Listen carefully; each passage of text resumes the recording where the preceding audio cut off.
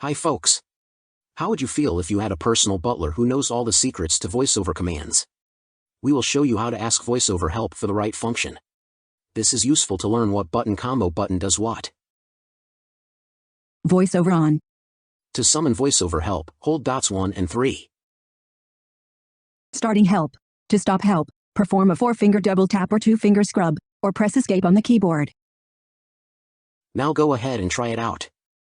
Imagine you've forgotten the button to go to the home screen. Not sure if it's dots 2, 4 and 5, or dots 1, 2 and 5. You can just try both options and hear what each button combination has to offer. Let's try dots 2, 4 and 5. Page down, Control Center. Now let's try dots 1, 2 and 5. Cap H, Home. When you've found the information you were looking for, simply bid it farewell by holding dots 1 and 2, leaving you with newfound knowledge and a sense of triumph. Escape. Stopping help.